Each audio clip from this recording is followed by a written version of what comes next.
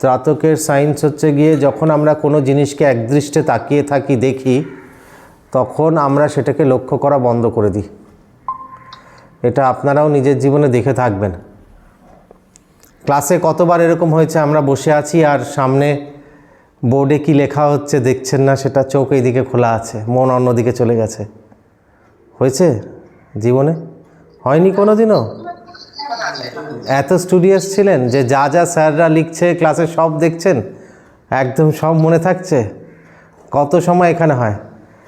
আপনার বাড়িতে আপনি অনেক সময় দেখবেন যে কোথায় জিনিসটা আছে আপনি লক্ষ্যই করেননি। যেই জিনিসটা আমরা সব সময় দেখি, এটা ব্রেন ওটাকে অবজার্ভ করা বন্ধ করে দেয়। এটা হচ্ছে ব্রেনের সিম্পল নিয়ম। ব্রেন একমাত্র নতুন জিনিসকে অবজার্ভ করে, যার জন্য আমরা নিজেরা কীরকম চেঞ্জ হয়ে যাচ্ছি আমরা সেটা বুঝতে পারি না। যারা অনেক দিন পরে আমাদের দেখে তারা বুঝতে পারে। ব্রেন যেটাকে সবসময় দেখছে সেটাকে অবজার্ভ করা বন্ধ করে দেয়। Brain rest mechanism. আপনি নিজের বাড়িতে অনেক কিছু দেখবেন যে কোথায় কী আছে, কোন দেওয়ালটা কী রং জিজ্ঞেস করলে হয়তো বলতে পারবেন না। অন্যের বাড়িটা আপনি বলতে পারবেন, কারণ ওটা নতুন, ওখানে গেছেন, ওটাকে আপনি অবজার্ভ করছেন। সেরকম কত সময় এরকম হয়, চোখ খুলে আমরা বসে আছি দেখছি সামনে কী হচ্ছে, কিন্তু আমাদের মন অন্য জায়গায় চলে গেছে। স্কুলে হতো না? আমার তো খুব হতো, পুরোটাই হতো স্কুলে, যে চোখ খুলে বসে আছি এইদিকে মন অন্য জায়গায় চলে গেছে। সামনে তার মানে কী হচ্ছে, চোখ খোলা আছে, সামনে জিনিস আছে, আমার তো ওইখানে তাহলে কন্ট্যাক্ট হওয়া দরকার। কিন্তু ব্রেন যেটাকে রেগুলার দেখে, যেটাকে বোঝে, বা যেখান থেকে বোর হয়ে যাচ্ছে ওখান থেকে উঠে আসে। তো এই ত্রাতকের একটা প্রসেস হচ্ছে গিয়ে আমার সামনে জিনিসটাকে, স্টিমুলাসটাকে কনস্ট্যান্ট রেখে দেওয়া। তাতে আস্তে আস্তে আস্তে আস্তে কী হচ্ছে, ব্রেন আর ওইদিকে ফোকাস করে না, ব্রেন তখন রেস্ট মেকানিজমে চলে যায়, শাটডাউন করে। তার জন্য ধীরে ধীরে ত্রাতক করতে করতে দেখবেন ঘুম খুব ভালো হয়। ঘুমের আগে করতে হয়।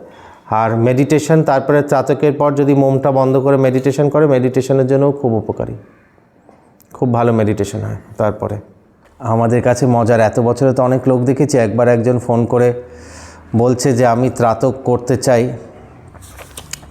আপনাদের ওখানে ওটা করা, এই যে ত্রাতক বলতে পারছে না, এই যে চোখ মোমবাতির দিকে তাকিয়ে থাকা। আমি বললাম হ্যাঁ করে, কেন, কি করবেন? বলছে যে আমি চোখ দিয়ে চামচ বেঁকাতে চাই। হ্যাঁ হ্যাঁ, কোথা থেকে? সিনেমায়। আমি বললাম চামচ তো হাত দিয়েই বেঁকানো যায়, তার জন্য আবার চোখ দিয়ে বেঁকানোর কী দরকার আছে? তো এরকম মানুষের মধ্যে অনেক অদ্ভুত ধারণা থাকে যে এইগুলো করছেন, এটা আসল কিসের জন্য করা সেটা হচ্ছে দেখতে হবে। এইগুলোর জন্যে চামচটা আপনি একটা হাত দিয়েই বেঁকিয়ে দিতে পারবেন, তাতে আর চোখ দিয়ে বেঁকানোর কী আছে? তো এরকম লোকের অদ্ভুত অদ্ভুত সব ইয়ে থাকে, মানে এইগুলো যেগুলো কোনো ভৌতিক বিষয় হচ্ছে বোধহয়। বাড়িতে থাকলে বুঝতে হবে না, ওর জন্য একটু কষ্ট করে আসতে হবে। ভোরবেলায় উঠে যেরকম ট্রেন ধরতে, ভোরবেলায় যদি 6টায় ট্রেন থাকেন 5টা থেকে দৌড়ে যান, তো এয়ারপোর্টে যদি যেতে হয় 4টে থেকে লোকেরা উঠে রেডি হয়, তো এখানে একদিন 7টায় অন্তত আসতে হবে।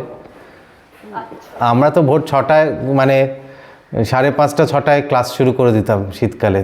তো একদিন যদি ত্রাতকের জন্য আগে থেকে আমি অ্যানাউন্স করব, আজকে তো এমনি করিয়েছি কারণ প্রত্যেক শীতেই হয়, তো অ্যানাউন্স করে যদি পারেন, এটা এসে শিখতে হবে। কিছু জিনিস অনলাইন হবে না, কারণ কিছু কিছু থাকে জিনিস যেইগুলো চোখের সামনে করা ভালো।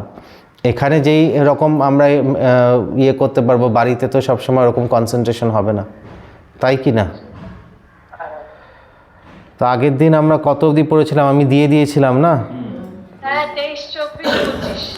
23 24 25 না, 23 থেকে। রূপং মহত্তে বহুবক্ত্র নেত্রং মহাবাহু বহুবাহুরূপাদম বহুদরং বহুদ্রংষ্টাকরালং দৃष्ट्वा লোকঃ প্রব্যথিতস্তথাহম। রূপং মহত্তে বহুবক্ত্র নেত্রং মহাবাহো বহুবাহুরূপাদম বহুদরং বহুদ্রংষ্টাকরালং দৃष्ट्वा লোকঃ প্রব্যথিতস্তথাহম। महते बहुभक्तनेत्रं महाबाहो बहुबाहुरुपादं बहुदरं बहुद्रष्टाकरालं दृष्ट्वा लोकाः प्रव्यथितास्तथाहम्। পড়বেন আজকে সৌরভবাবু? বক্ত্র নেত্রং মহাবাহো বহুবাহুর, হ্যাঁ বাহুর উরুপাদম, তলায় যে দীর্ঘটা আছে না, বাহু উরুপাদম।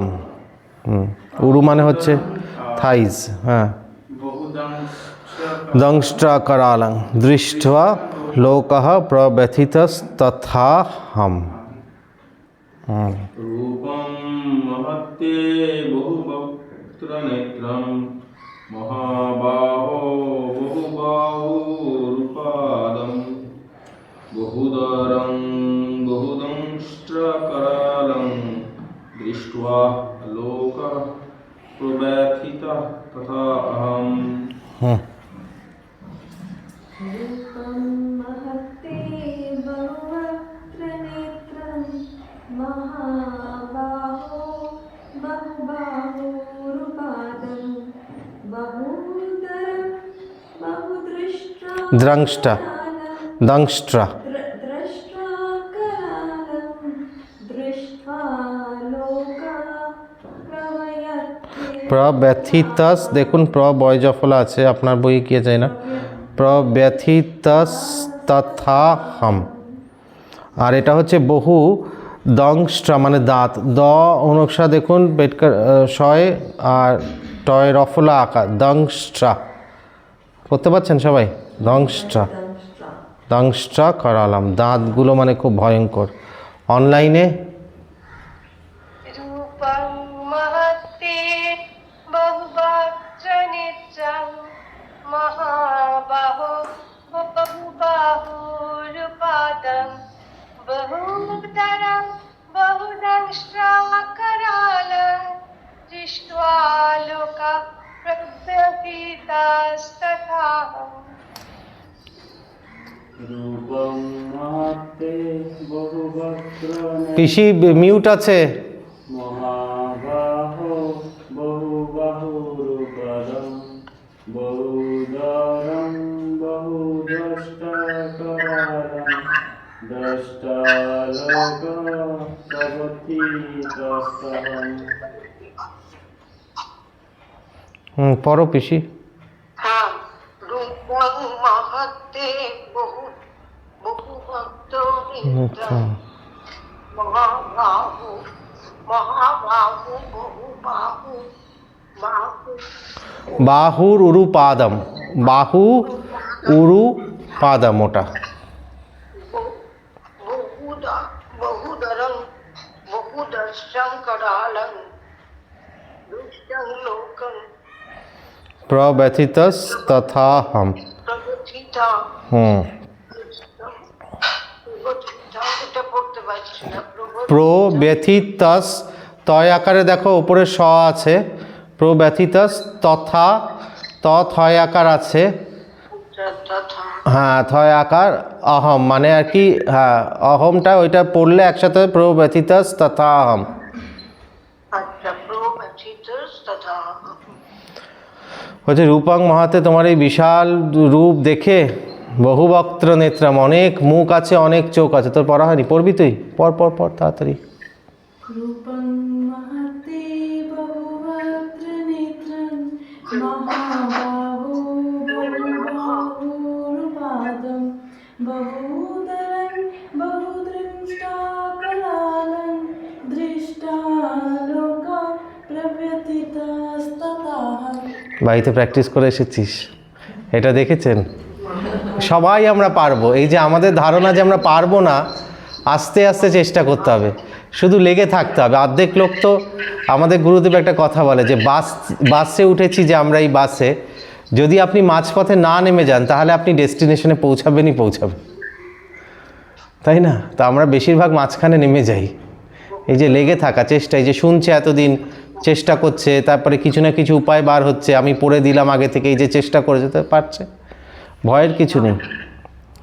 রূপাং মহাত্মে যে বিশাল এই মহান মানে বিশাল যেই রূপ দেখতে পাচ্ছি, বহু বক্ত্র, অনেকগুলো মুখ আছে, অনেক চোখ আছে, মহাবাহু অনেক মানে বহু বাহুর উরুপাদম মানে অনেকগুলো হাত আছে। হে মহাবাহু, তোমার এই যে রূপ দেখতে পাচ্ছি, অনেকগুলো হাত, অনেকগুলো উরু মানে অনেকগুলো থাইজ, অনেকগুলো পা মানে পাদম, বহুদরং অনেক পেট, বহু দ্রংষ্টা করালাম মানে দাঁত অনেকগুলো বার করে রেখেছো তুমি, এবং সাংঘাতিক দাঁতগুলো যেরকম বলছে তার কারণ বলবে পরে। দৃষ্টা লোকা, এই দেখে আমার প্রব্যথিতস্তথাহাম, দেখে আমার খুব ভয় লাগছে, কষ্ট হচ্ছে দেখে, ঈশ্বরের এই রূপ দেখে আমার আনন্দ হচ্ছে না। কেন এই রূপ দেখে আনন্দ হচ্ছে না? ঈশ্বর তখন কি করছে, তখন ধ্বংস করার জন্য উদ্যত হয়েছে, যুদ্ধের মধ্যে দিয়ে মানুষের যে মারপিট তখন হচ্ছে ওরকম, তো সেই ধ্বংস করার জন্যে উদ্যত হয়েছে তখন।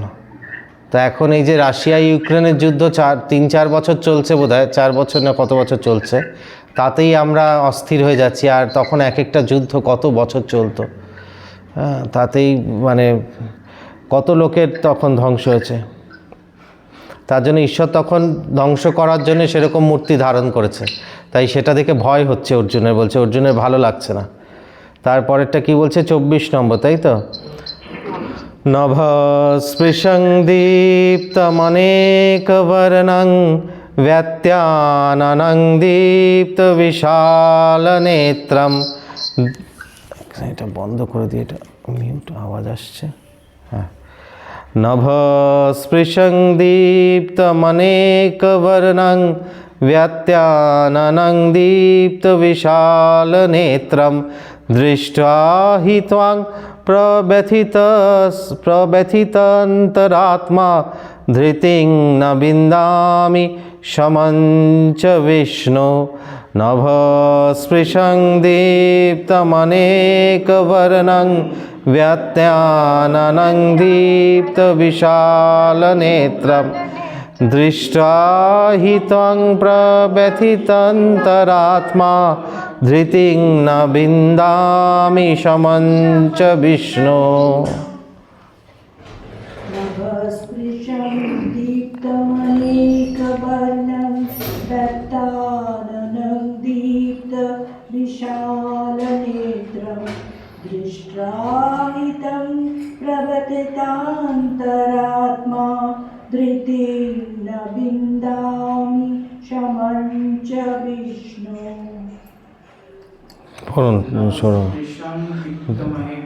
वर्णम दीप्त विशाल नेत्रम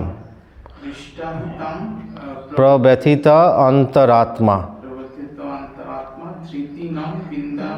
समंच विष्णु। वाह, खूब सुंदर है।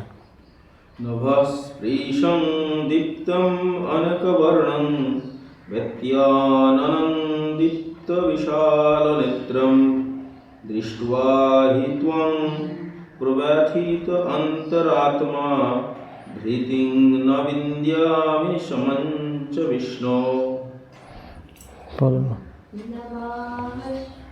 नभस्पृशं दीप्तम् अनेकवर्णं व्यात्याननं दीप्तविशालनेत्रं दृष्ट्वा हि त्वं प्रव्यथित अंतरात्मा धृतिं न विन्दामि शमं च विष्णु। देवव्रत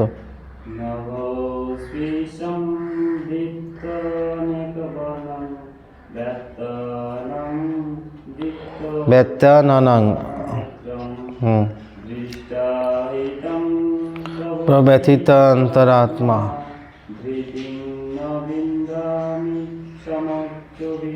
ऑनलाइने नभस्पृशं दीप्तमनेकवर्णं व्यत्याननं दीप्तविशालनेत्रं दृष्ट्वा हि तं प्रव्यथितान्तरात्मा धृतिं न विन्दामि शमं च विष्णु। পিসি আনমিউট করতে হবে।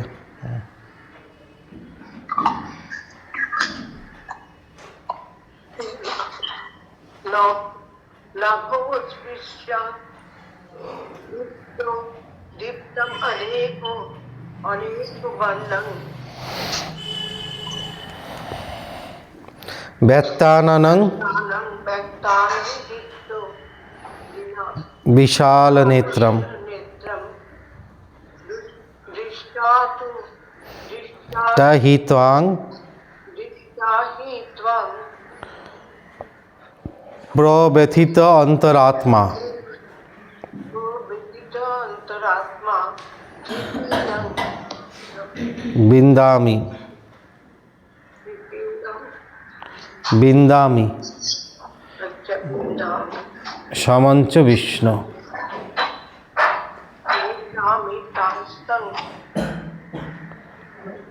সমঞ্চ বিষ্ণু। হ্যাঁ পর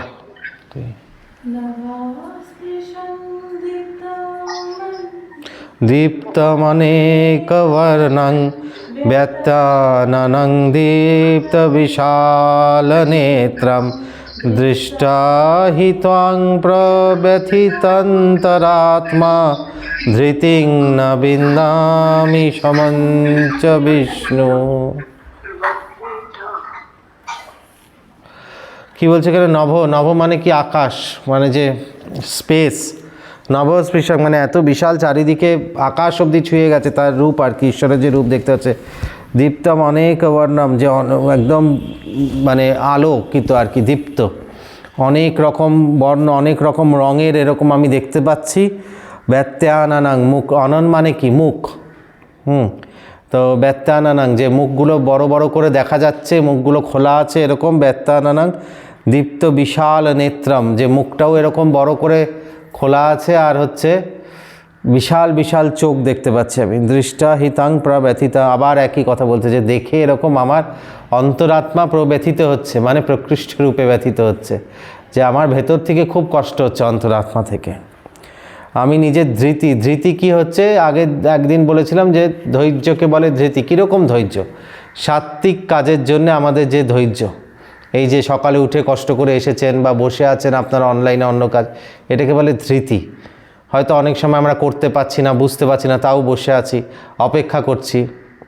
তো এটাকে বলে হচ্ছে ধৃতি, ভালো কাজের জন্য।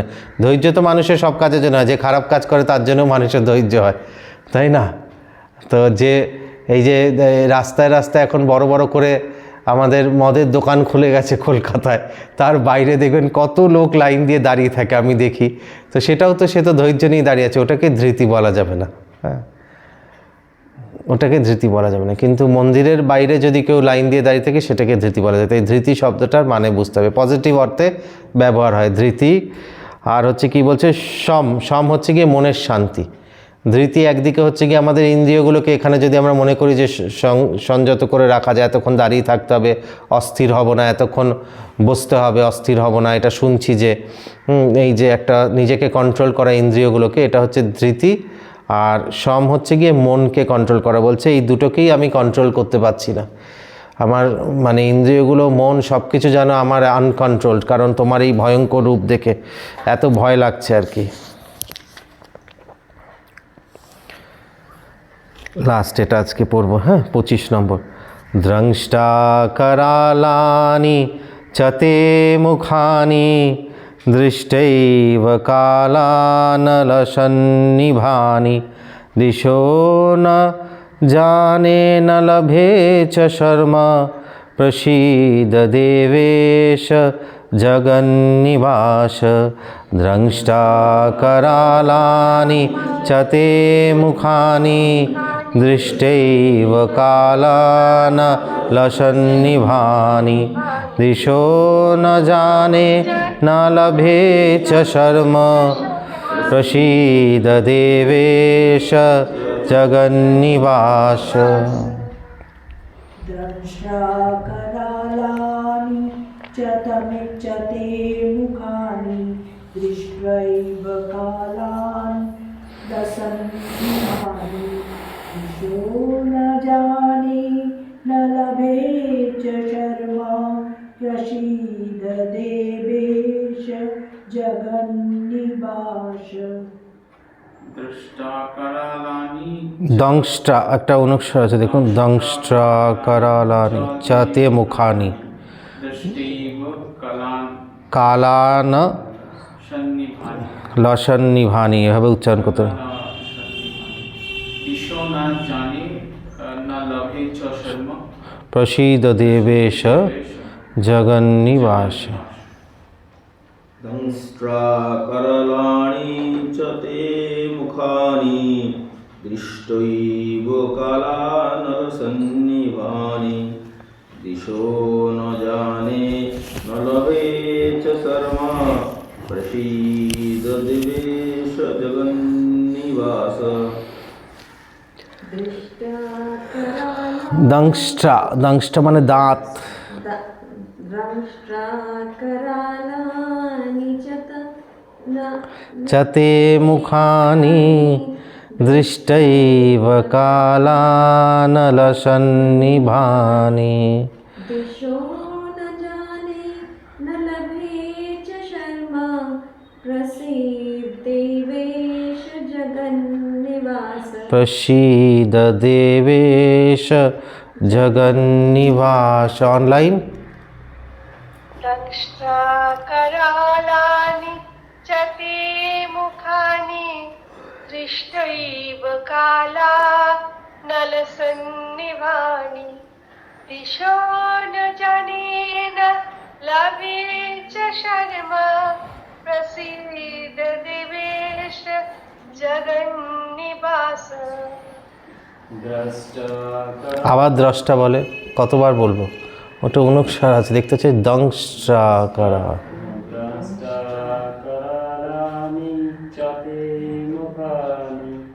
দৃষ্টৈব কালান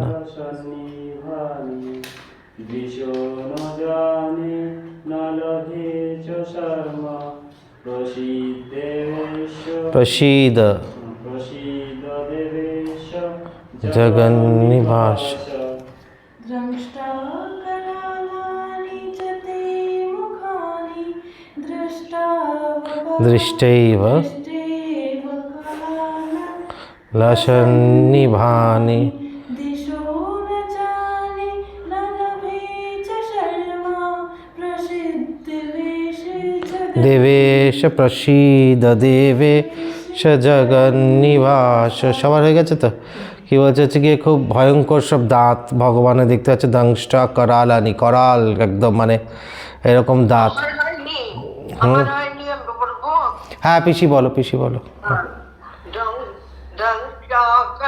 दंष्ट्राकरालानि চাতে मुखानि दृष्टैव कालो नलो সন্নিভানি सन्निभानि दिशो न जाने न लभे च कर्मे শর্ম देवेश जगन् নিবাস।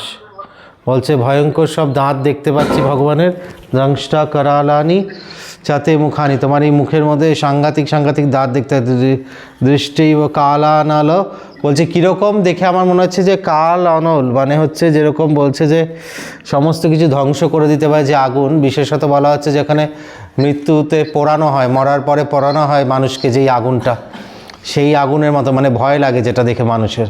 হ্যাঁ সেরকম, যে এখন তো দেখাই যায় না, এখন তো ইলেকট্রিক চুল্লিতে ঢুকিয়ে দেয় তারপর আর দেখাই যায় না, কিন্তু যেখানে বলছে যে এরকম কাল অনল সন্নিভানি, যে সেরকম মনে হচ্ছে আমার দেখে, যে একদম ওরকম তোমার মুখটা মানে রূপটা যেরকম সাংঘাতিক ভয়ঙ্কর আগুনের মতো, যেটা কালের মতো একদম সব কিছুকে শেষ করে দেবে পুড়িয়ে। আর এমন হচ্ছে চারিদিকে তোমাকে দেখতে পাচ্ছি, দিশো না জানে না লভে চ শর্মা, যে কোন দিকটা উত্তর কোন দিকটা দক্ষিণ আমি বুঝতে পারছি না। আপনি এই যে বসে আছি আমরা, কোন দিকটা ইস্ট ওয়েস্ট নর্থ সাউথ এই জ্ঞানটা আছে আমাদের, কারণ প্রত্যেকটা দিকে আমরা আলাদা আলাদা একটা কিছু দেখতে পাচ্ছি। ভেবে দেখুন কথাটা যেটা আমি বলছি, যদি সব দিকে একই জিনিস দেখতে পারতেন আপনি আস্তে আস্তে বুঝতে পারবেন না যে কোন দিকটা ইস্ট কোন দিকটা ওয়েস্ট কোন দিকটা, তাই না? সব দিকে যদি একই রকম জিনিস দেখতে পান, তাই না? ও সব দিকে বলছে ভগবানের এই মূর্তি চারিদিকে নবস্পৃশং, তার আগে বলছে মানে পুরো আকাশ থেকে একদম চারিদিকে একই রকম ভগবানের মূর্তি যেন আমি দেখতে পাচ্ছি, রূপ ভগবানের এই বিশাল বিশ্বরূপ দেখতে পাচ্ছি। তার জন্য আমি বুঝতে পারছি না কোন দিকটা হচ্ছে কোন দিশা, কোন দিকটা হচ্ছে উত্তর দক্ষিণ, কোন দিকটা কী দিশা আমি বুঝতে পারছি না। তো এইভাবে আমার মানে কামনেস নষ্ট হচ্ছে, আমি ভয় পাচ্ছি, মানে আমার এইভাবে আমার শান্তি নষ্ট হচ্ছে। তাই প্রসীদ হও, মানে আস্তে আস্তে শান্ত হও, আমার প্রতি প্রসন্ন হও। প্রসীদ দেবেশ জগন্নিবাস, এরকম অর্জুন বারবার বলবে যে ভগবান তুই শান্ত হন, এই রূপ আমি দেখতে চাই না। ও তো নিজেই দেখতে চেয়েছে, ভগবান তো দেখাতে চায়নি।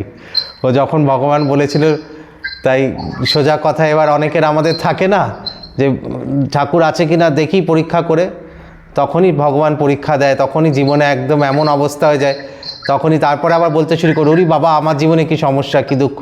দেখুন না, সিম্পল এক্সাম্পল থেকে অর্জুনের, ভগবান নিজে থেকে দেখাতে চায়নি ওই রূপ।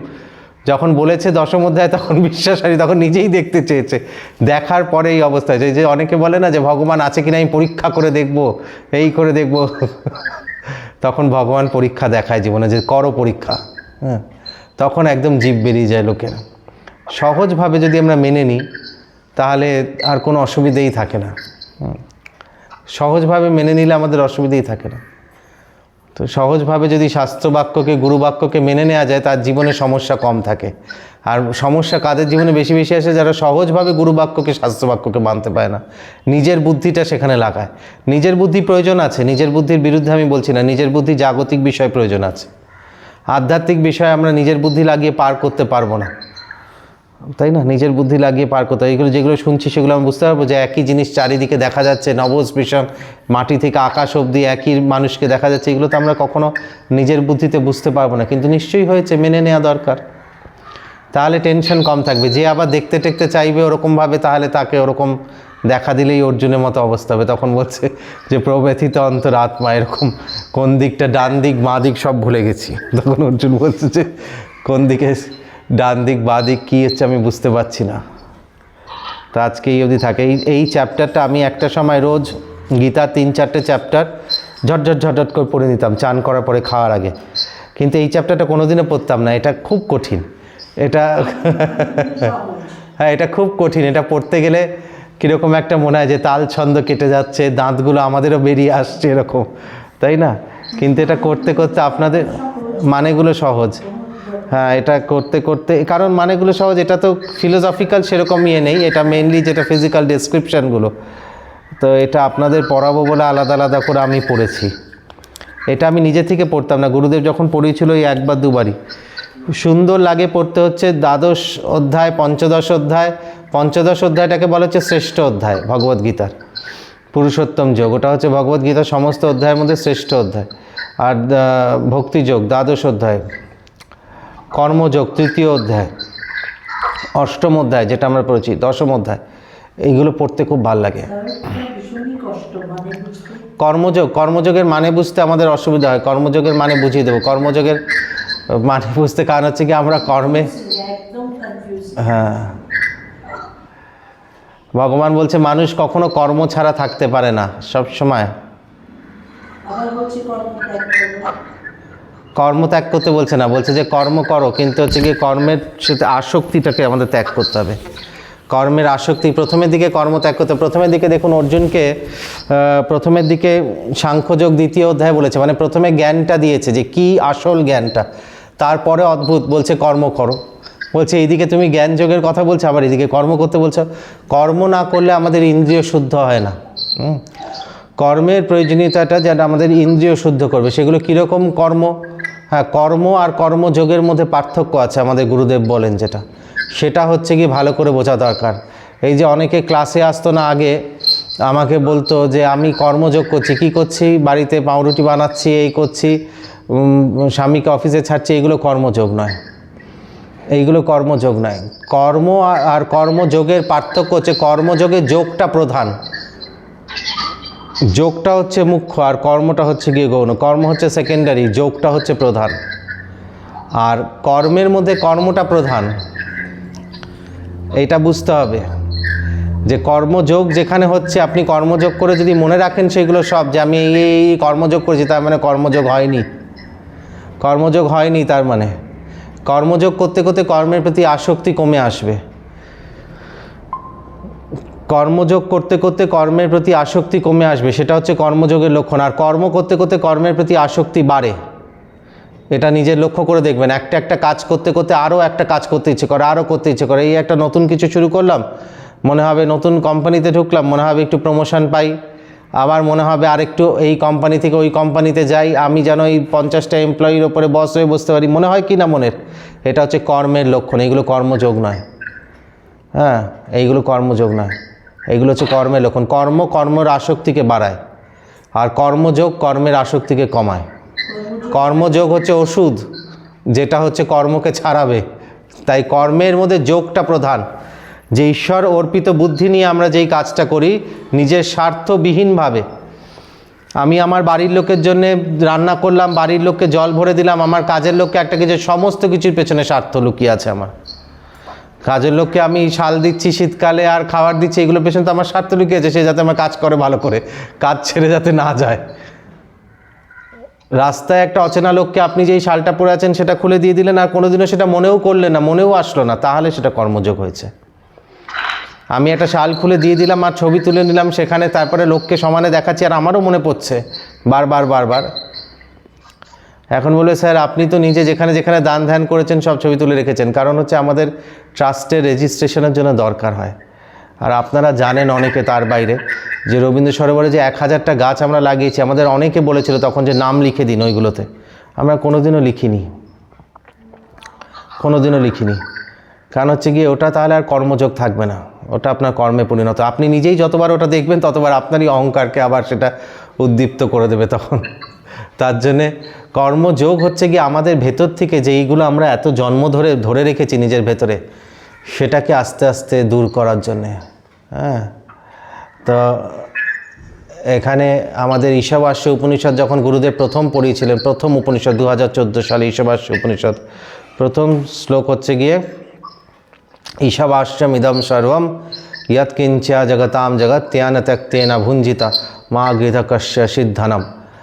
তো গুরুদেব সেটা এক্সপ্লেন করতে গিয়ে বলেছিল যে সমস্ত জগৎ 4টে জিনিস দিয়ে আবৃত থাকে, সমস্ত জগৎ। একটা হচ্ছে কি নাম আর রূপ। আমরা যে দেখতে পাচ্ছি এখানে সামনে একজন বসে আছে, শরীরটার একটা নাম আছে আর একটা আকৃতি আছে। এই জিনিসটা যে দেখতে পাচ্ছি, যা যা আমরা অবজার্ভ করতে পারছি, এটা একটা স্ট্যান্ড, এর একটা আকৃতি আছে, নাম আর রূপ। আর এই সমস্ত নাম রূপের পেছনে আছে সচ্চিদ আনন্দ, সচ্চিদানন্দ। তো আমরা এই নাম রূপটাকে ত্যাগ করে আস্তে আস্তে সচ্চিদানন্দটা যদি ধরি, সচ্চিদানন্দটা সব জায়গায় এক, নাম রূপটা প্রত্যেকটা জায়গায় আলাদা। এটাই আমাদের ভেদ দর্শনের হচ্ছে গিয়ে কারণ। ওটাকে মনে হচ্ছে টুল, এটাকে মনে হচ্ছে স্ট্যান্ড, এটাকে মনে হচ্ছে এই, এটাকে মনে হচ্ছে ওই, আলাদা আলাদা করে দেখছি। এই ভেদ দৃষ্টি আমাদের দুঃখের কারণ। সাধনার জন্য এটা থেকে বেরোতে হবে, জাগতিক কারণে দরকার, জাগতিক জীবনে এটা দরকার, সাংসারিক জীবনে দরকার ভেদ দৃষ্টি থাকা, কিন্তু আধ্যাত্মিক পথে আমার উন্নতির জন্য আস্তে আস্তে ভেদ দৃষ্টি ত্যাগ করতে হবে।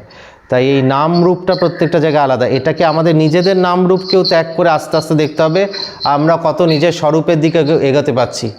সারাদিন যেই চিন্তাগুলো আসে সেগুলো কি আমার নিজের এই নাম রূপটা নিয়ে আসে? এই নাম রূপটা তো চেঞ্জ হয়ে যাবে, এক সময় মরে যাব, তখন এইগুলো সব ছেড়ে আরেকটা নাম রূপ ধারণ করতে হবে, তাই না?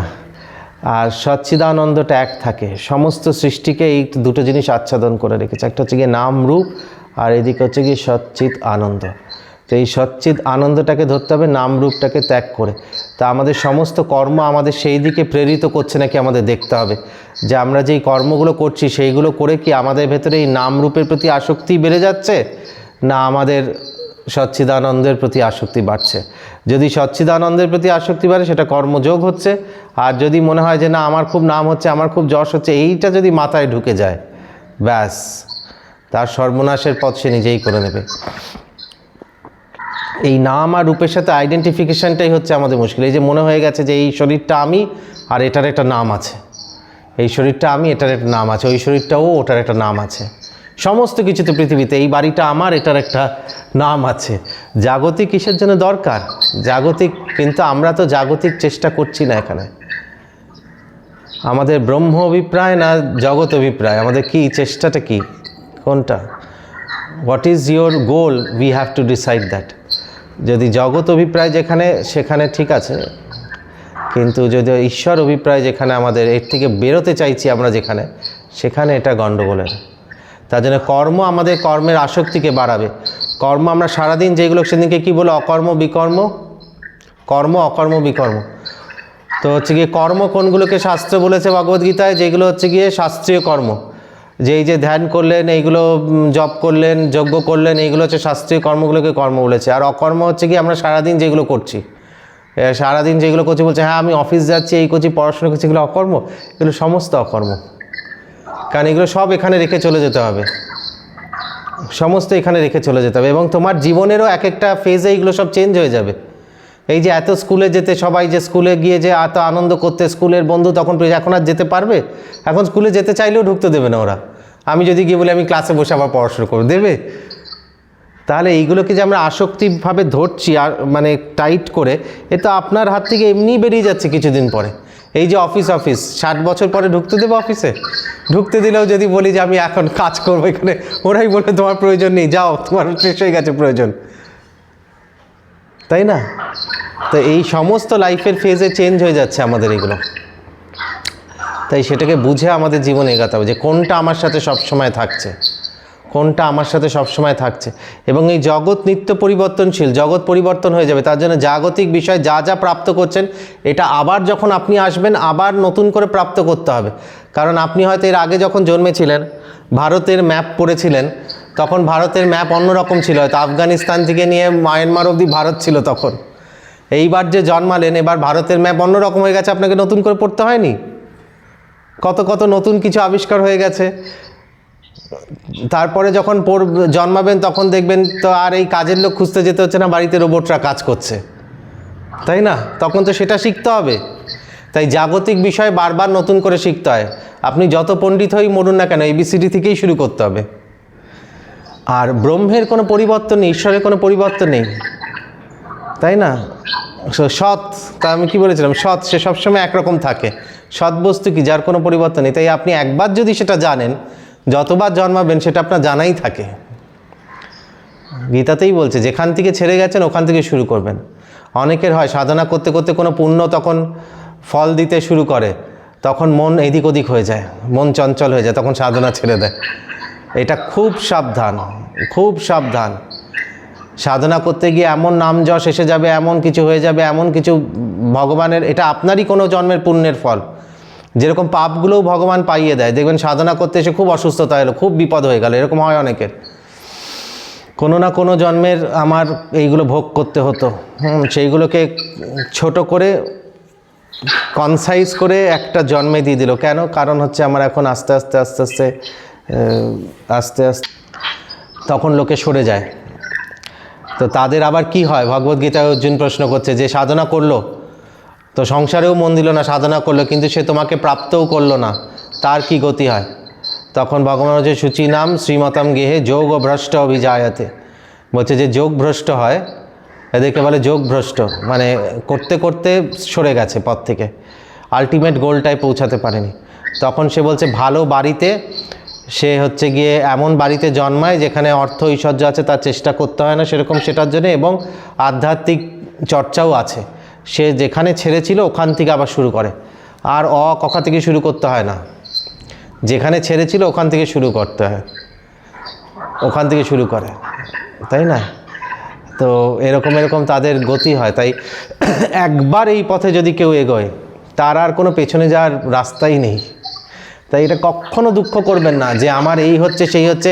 আরে রোগ ভোগ শরীরের, তো শরীর এমনিই পচে গলে যায়, শেষ হয়ে যাবে, ওই সব নিয়ে ব্যস্ত হবেন না। এই যে মানুষের হ্যাঁ আমি অসুস্থ হয়ে গেছি, অসুস্থ হয়ে গেছে কী হয়েছে, আপনি কি করবেন? মানে শরীরটাকে সোনায় বাঁধিয়ে রাখবেন? শরীরের ন্যাচারাল প্রকৃতির নিয়ম, এর বিরুদ্ধে ভগবান কোনো কিছু যাবে না। যে কোনো জিনিস যেটা সৃষ্টি হয় সেটা আস্তে আস্তে নষ্ট হয়, প্রকৃতির নিয়ম। আমরা এইগুলো করলে কী হবে, আমাদের হয়তো কষ্ট ভোগ কম হবে, ফিট থাকবো, একটু সুস্থ থাকবো, কিন্তু সেটা উদ্দেশ্য নয়। এই যে অনেক যোগী বাবারাও বলে, আমি দেখে অবাক হই, আমি অনেক দিন বাঁচবো, 100 বছর 200 বছর বেঁচে আপনি কি করবেন? 100 বছর পর পৃথিবীটার কী অবস্থা হবে চিন্তা করে দেখছেন? এখনই পৃথিবীটার এরকম অবস্থা, আপনি 200 বছর বেঁচে কি করবেন? তো সুস্থভাবে যে কদিন, আসল উদ্দেশ্য যোগের ওটা না, আসল উদ্দেশ্য হচ্ছে কি আত্মজ্ঞান প্রাপ্ত করা, যে আমি কে, এই যে অধ্যাস আমার হয়ে গেছে রং আন্ডারস্ট্যান্ডিং, আমি যে এই রং আন্ডারস্ট্যান্ডিং এই যে সবগুলো করছি, এটা থেকে আমি নিজের দুঃখ উৎপন্ন করছি। আমি তো দুঃখ থেকে মুক্ত হতে চাই, দুঃখ থেকে মুক্ত হতে গেলে আমার এই রং আন্ডারস্ট্যান্ডিং মুছে ফেলতে হবে। আমি নিজেকে যতক্ষণ এই শরীর মন মনে করছি আর ততক্ষণ সেইভাবে কাজ করছি, আমি আমার দুঃখ উৎপন্ন করছি। সমস্তটা রিলেটেড, আপনি এটা বিচার করে দেখবেন। এই বেদান্তিক সাধনা হচ্ছে বিচারের সাধনা, আর যোগটা তার সাথে দরকার হচ্ছে কি যোগের জন্য এই শরীর মনটা আস্তে আস্তে শুদ্ধ হবে, শুদ্ধ হবে। এবং কর্মকে ত্যাগ করতে নেই, কর্মের আসক্তিকে ত্যাগ করতে হবে। আমাদের দেখতে হবে আসক্তি ত্যাগ হয়েছে নাকি। কর্ম তো আরও বেশি বেশি করে করবেন, কর্ম আরও বেশি বেশি করে করবেন, কিন্তু কর্মের প্রতি কোনো আসক্তি না থাকে যেন। যা যা করেছেন কিচ্ছু যেন এরপরে মোর মাথায় না বসে যায় যে আমি এই করেছি আমি ওই করেছি। মাথায় যদি বসে যায় তার মানে ওটা আপনার সাবকনশিয়াস মাইন্ডে সূক্ষ্ম সংস্কারের স্ট্যাম্প দিয়ে দিল, আবার ওটাকে ভোগ করার জন্য আবার আসতে হবে। তাই এই ধ্যান সাধনা কর্মের সাথে সাথে করলে কি হয় যে রোজ আমরা বাইরে যাচ্ছি, ধুলো লাগছে, যেরকম এসে সাবান দিয়ে চান করে নিচ্ছি, সেরকমই হচ্ছে কি রোজ আমরা আস্তে আস্তে এই যে গীতা সেদিকে বলছিল না, মল নির্মোচনম পুংসং জল স্নানম দিনে দিনে সকৃত গীতাম্বাসী স্নানম সংসার মল নাশনম। এই যে সংসারে ব্যবহার করতে করতে আমাদের অনেক মল চলে আসে, হ্যাঁ, এই কর্তৃত্ব বুদ্ধি চলে আসে যে আমি করলাম, আমি পড়ালাম। এই যে আমি যদি এখন মনে করি যে আমি পড়াচ্ছি ব্যাস গেল, সেখানেই আমার সমস্ত সাধনা শেষ হয়ে গেল, তাই না? আমি জ্ঞানী আমি মূর্খ, এই দুটোই হচ্ছে গিয়ে আমাদের সাংঘাতিক মুশকিল। কারণ সেখানে আমি বসে আছি, যেখানেই আমি বসে থাকি ওখানেই আমাদের মুশকিল। তাই আমিটাকে দূর করতে হবে। আজকে অনেক সময় নিয়ে নিলাম আপনাদের। স্যার অপর্ণা